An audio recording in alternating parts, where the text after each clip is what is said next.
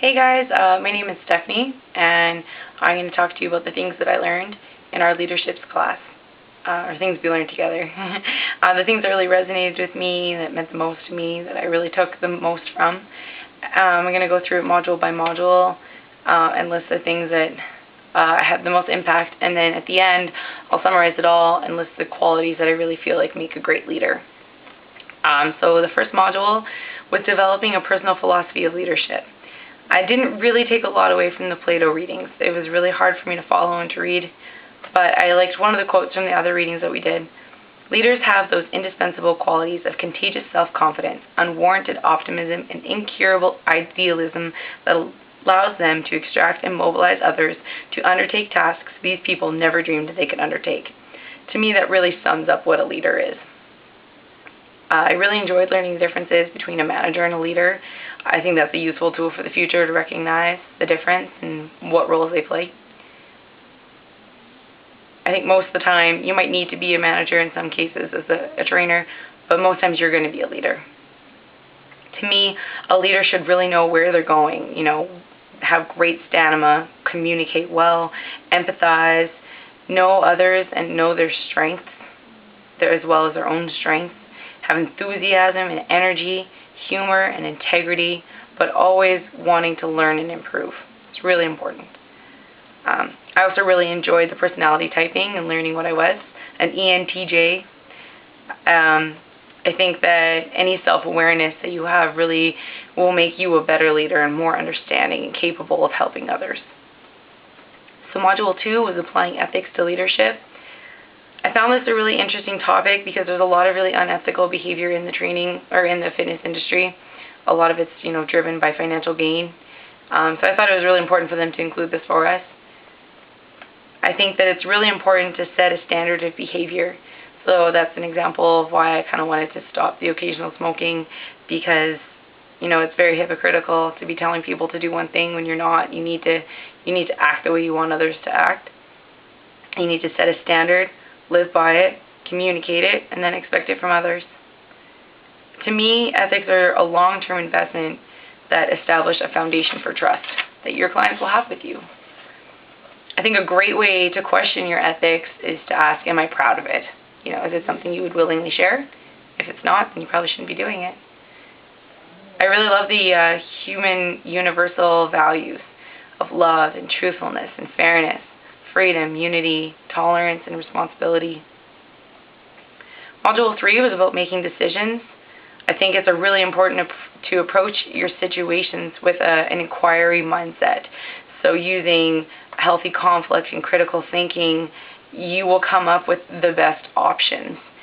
I think as a trainer, you're more likely to be one-on-one or one on a small group, and it's still important just to know how healthy decisions are made and how to make fair choices.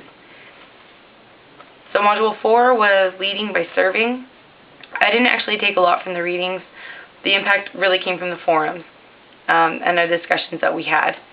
And the entire role of a trainer is basically to serve. That is why you are there. You are there to help them develop and grow mentally and physically. They are the first priority. So you have to be a serving leader. I think important qualities for being a serving leader are to be accepting and empathize, support them, inspire them, listen to them, understand and communicate with them. But you really need to have a lot of passion. I think that was a really important module as well. Module 5 is empowering others. I think the concept of gaining more power by giving it out is very difficult for me. I would much rather do all the work myself than give some of it away. But also a very important lesson. As trainers, you need to provide a really strong vision and ideals and a purpose for your clients. That makes it more transformational, and to me that's exactly what fitness is transformation, physically and mentally. You really need to share your passion. I think rewarding clients through positive reinforcement is so important. Another quote that I liked from this section was, empowerment comes from accomplishing more than expected. And I think that's very, very true. Emotional intelligence for a trainer is really critical because you need to be self-aware, have good self-management and social awareness and social skills.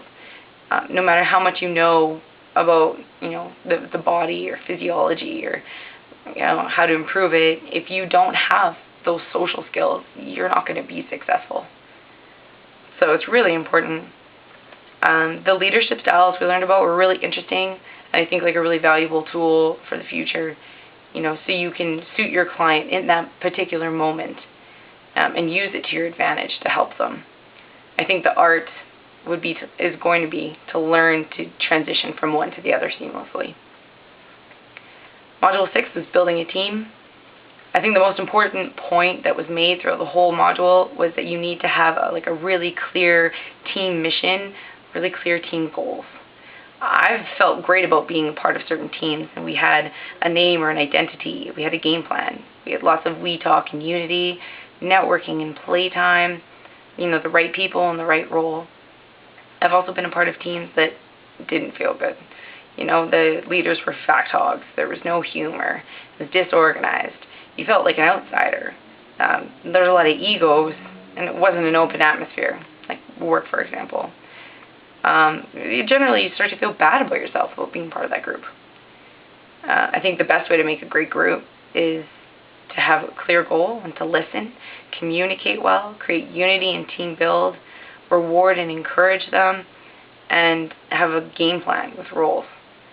In my work in particular, we've had situations where we've been rewarded for doing a good job, and it really makes you feel good and happy that you tried and you did well and you're proud of it.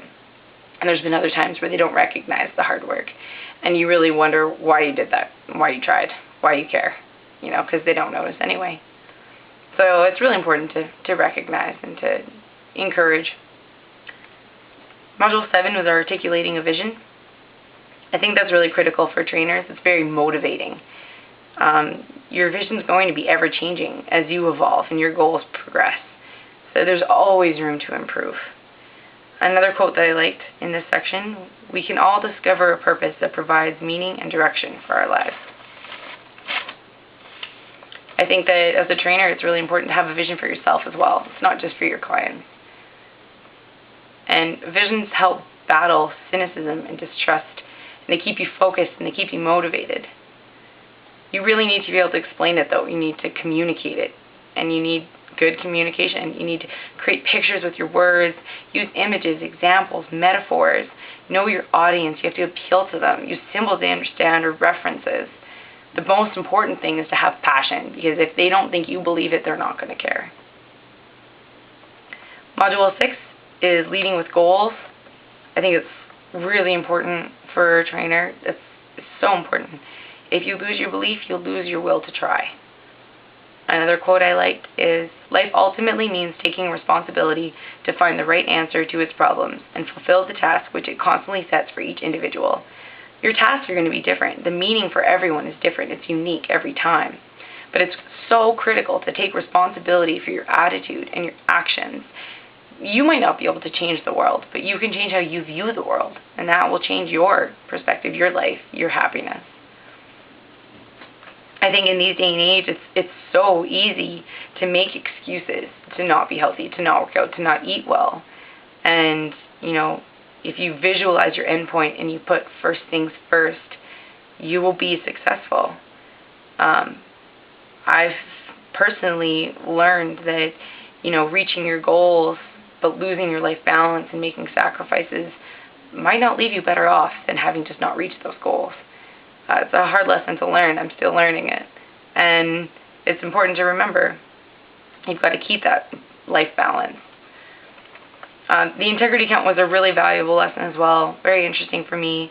I'm particularly hard on myself. I set a lot of little goals, and, there's always more homework to do. There's always a pound to lose, or there's always more money to make. And when I don't do those things, I make a lot of small withdrawals all the time. And it's funny because I don't make a lot of deposits, but the deposits I make are usually big, very big deposits. Completing my marathon was a huge deposit. Going to Southeast Asia for, a month and a half and going on that trip, enjoying that freedom, that was a huge deposit as well. So it kind of makes up for all those little withdrawals. But probably shouldn't be so hard on myself and make those little withdrawals. I think it's really important for our clients to learn that, letting go of a goal and making a new one is a great tool, that it's a valuable thing to do. Sometimes the goal we originally set isn't as important anymore. I know that I can put my ladder on the wrong wall, and I think that knowing that I do it will help me recognize if others are doing it and help them. It's all about the quality of life you live while you're achieving your goals. I really liked reading about the what, the why, and the how of goals. Like, what are you doing? Why are you doing it? And how are you going to do it? It really makes you mentally organize yourself and prepare yourself to meet those goals, to start reaching them. I think that self-awareness is a foundation of strong goals and success. Knowing the difference between what's good and what's best, and knowing what you're capable of and what's realistic. And then, because you know that, you can teach others the right thing for the right reason, the right way. Like fad diets or, diet pills, like that's not the right way. Maybe it's the end goal is the same, but that's not the way to do it. And maybe the right way isn't the easiest way, but you'll be so much better off for doing it that way, and you'll learn. Module 9 was guiding through conflict. I think conflict is unavoidable in every profession. There's no such thing as no conflict. I think you really just have to use your ethics to guide yourself through it and follow your heart and, what's right. Every situation is unique and needs to be treated that way. And finally, Module 10, realizing change. I think that the most important lesson I gained from this module is learning to have patience. You have to have patience with others when they've been removed from their comfort zone. They are not familiar with that anymore. It's scary. Change is scary. The opportunity to fail exists. And, you get resistance from that. People might think they're losing out. They're losing out on food or experiences or time they could be spending in another way. If they're misunderstanding or there's a lack of trust, there might be a lack of commitment in their training. The different assessments, some people might look at someone and be like, you're perfectly healthy. Why would you work out? So that might question their work ethic. And just a low tolerance for change. Some people just have a low tolerance for change. And the way you can deal with that resistance is education, communication, participation, support, negotiation, and agreement. I wouldn't want to use manipulation and coercion personally. I don't feel like that would be beneficial to our clients. But everyone fears the unknown. You fear failure. And if clients are additionally are going to be ignorant, or they have personality clashes with their trainers, or they don't have confidence in their trainers, or the timing is bad, they're going to be even more resistant. And you can kind of combat that by maybe introducing your changes in stages, so that it's not so much change all at once. It's a little more gradual. That module really resonated with me in particular because I'm going through a lot of struggles right now, trying to figure out what I want to do for work temporarily while I continue these part-time classes and continue my schooling. And I don't want to be involved in what I'm doing in right now, but I need to pay rent somehow. And it's just, change is scary. It's really scary going into that unknown and not knowing if you're going to be able to take care of yourself, and will the payoff be worth it? Will you be happy? Will that make it okay? And it's a very terrifying thing. And you really just need to be patient, because the terror I feel in the idea of a job change is no different than the terror a client might feel in deciding to change their life and their healthy habits. So in summary, everything we learned after all that, I'd love to say that I'm going to remember every lesson that we learned, and in the heat of every moment, I'm going to be able to bust out those lessons and act the best way possible, but I'm sure it won't. Luckily, I can always go back to my textbook and read it again. But the things that stand out the most to me that make a great leader is passion, good communication, every module, good communication, so important. Being understanding and supportive and patient, and being open-minded, so important. And always being honest and trustworthy. Any additional self-awareness that I've gained throughout this class is only going to improve me as a leader and a person. And great leaders make the people around them feel great as well. To me, an example I have about leadership, summing up this whole thing, and all my friends out there in the serving industry will know what I mean when I say, when you're a server, there's no bigger critic of a server and the job that they're doing than another server. You know, as a waitress, when I go out to eat, if a server is great, I'm going to be a lot more appreciative of the good job that they do. But at the same time, if they do a bad job, I'm going to be a lot more critical. And I think that's kind of how I feel about leadership now. Because I've learned so much about it, I feel like I'll really appreciate a good leader and recognize the things that they're doing well. But when they don't do a very good job, I'm going to be really critical about it and really look at it in a lot different way. So it's really eye-opening. I've learned a lot this last few months, and I'm really grateful. So thank you for all the posts that everyone's made the whole time. And, you know, sometimes the readings didn't mean anything to me, but the things that you guys all said really did, and it made me learn a lot more. So I'm really grateful, and look forward to watching everyone else's videos. Thanks.